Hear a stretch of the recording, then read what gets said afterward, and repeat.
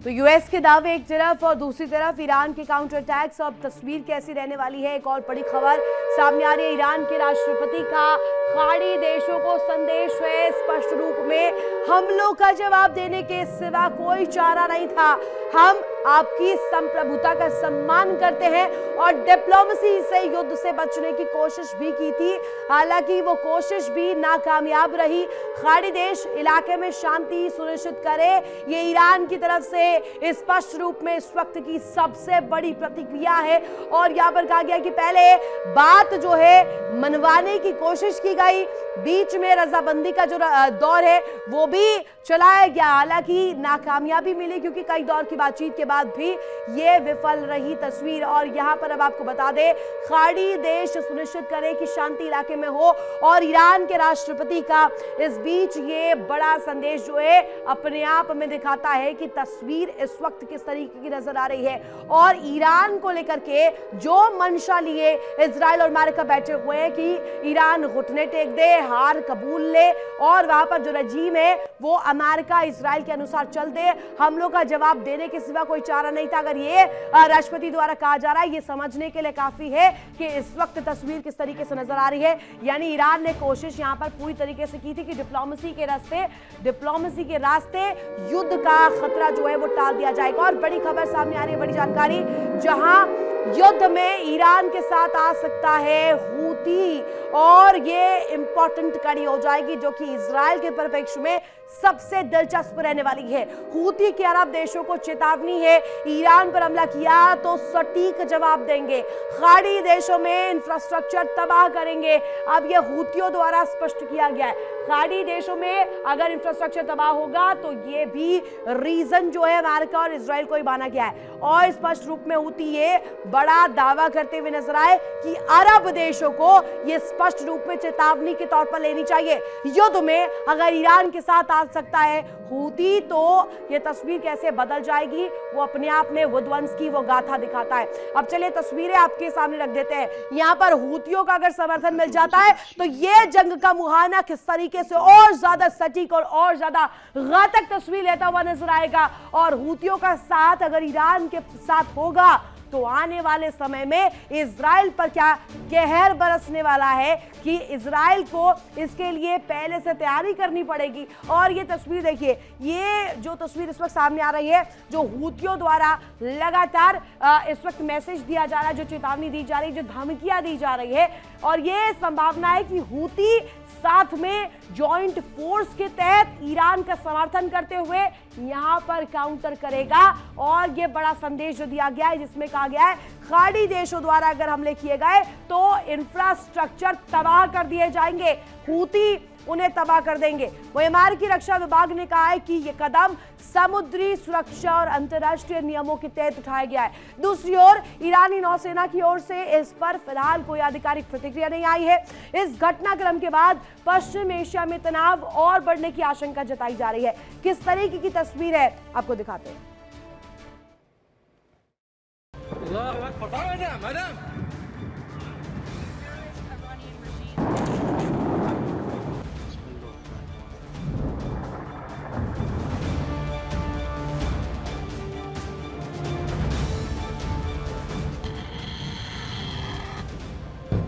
नौसेना के प्रवक्ता कमांडर बुद्धिका संपत ने बताया कि जब तक नौसेना के जहाज घटनास्थल पर पहुंचे तब तक जहाज का कोई निशान नहीं था।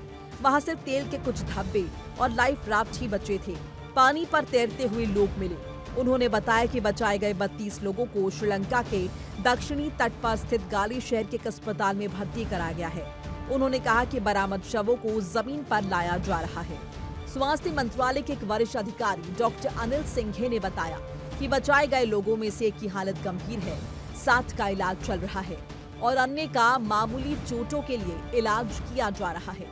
ईरान के युद्धपोतों में से IRIS देना मौत की श्रेणी का एक फ्रिगेट है जो ईरानी नौसेना के लिए गहरे पानी में गश्त लगाता है।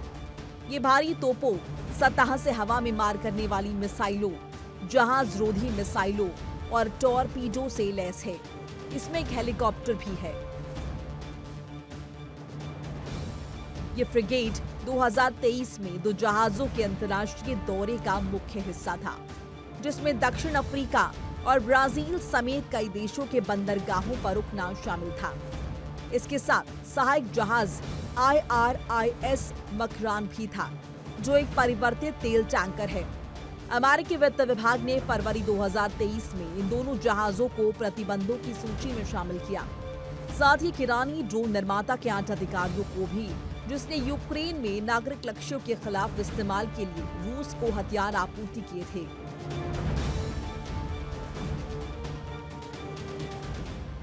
अमेरिकी सेना के केंद्रीय कमान के प्रमुख अमेरिकी एडमिरल ब्रैड कूपर ने कहा कि चल रहे युद्ध के दौरान कम से कम 17 ईरानी नौसैनिक जहाज डूब चुके हैं।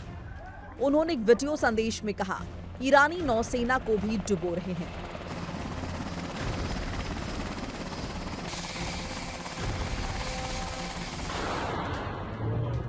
Bureau report, India daily.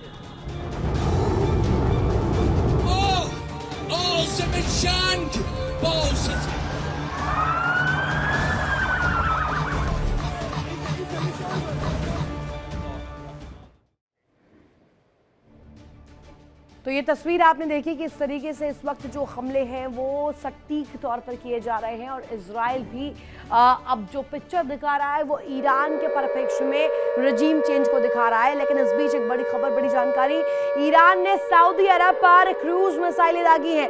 3 cruise मिसाइलों से ईरान पर हमला किया है और आपको बता दें अल खारज शहर पर हमले की कोशिश नाकाम हुई है। सऊदी ने तीनों क्रूज मिसाइलों को मार गिराया है।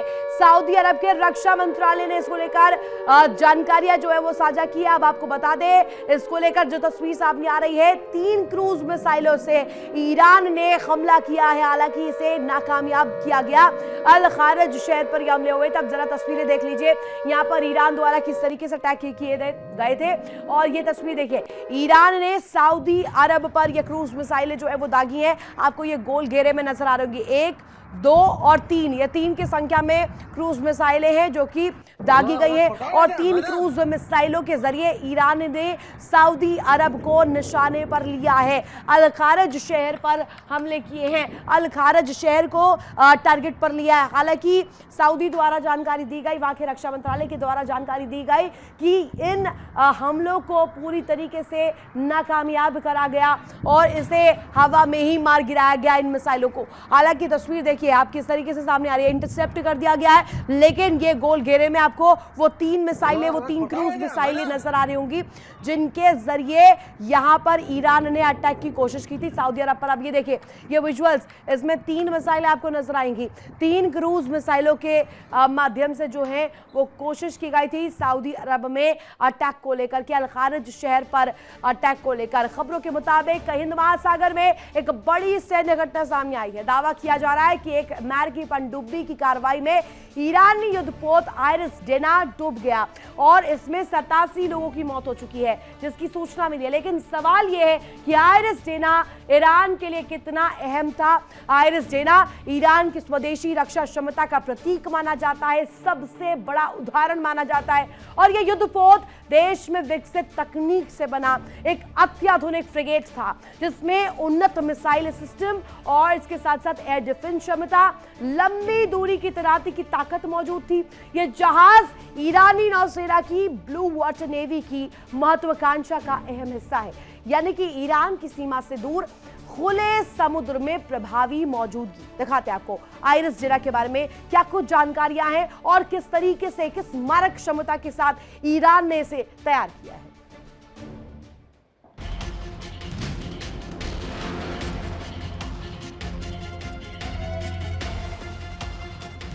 अमेरिकी सबमरीन ने हिंद महासागर में ईरानी वॉरशिप को डुबो दिया है, जिसमें कम से कम 87 लोग मारे गए। वॉरशिप IRIS डेना कुछ हफ्ते पहले ही भारत में एक नेवल एक्सरसाइज में हिस्सा लेने के लिए भारत आ रहा था और वापस लौटते समय अमेरिका ने उस पर हमला कर दिया।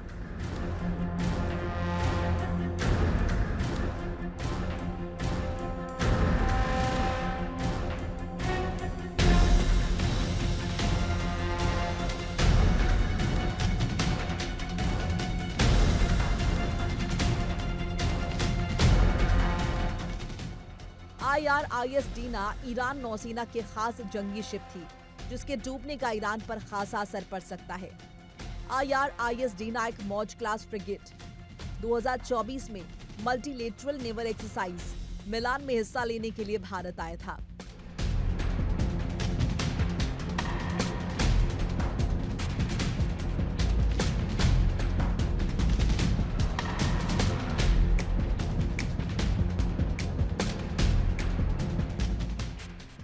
हालांकि अमेरिका ने मरने वालों की संख्या कंफर्म नहीं की है, लेकिन डिफेंस सेक्रेटरी पीट हेगसेथ ने सबमरीन स्ट्राइक की पुष्टि की और इसे ईरान के खिलाफ अपनी लड़ाई में अमेरिका की ग्लोबल पहुंच का सबूत बताया। वहीं बचाव में जुटी श्रीलंकाई नेवी ने बताया कि 87 लोगों के शव मिल चुके हैं।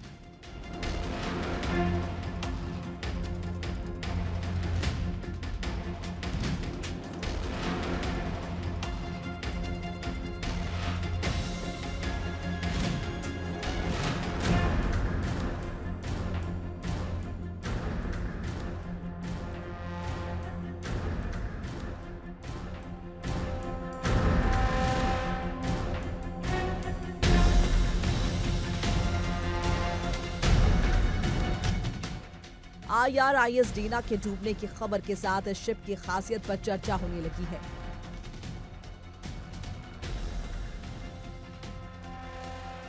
IRIS डीना ईरान की नौसेना का एक महत्वपूर्ण युद्धपोत था। ये मौज क्लास फ्रिगेट था। ये जहाज ईरान की स्वदेशी तकनीक से बना था और ईरानी नौसेना के सबसे आधुनिक और गर्व वाले जहाजों में से एक माना जाता था।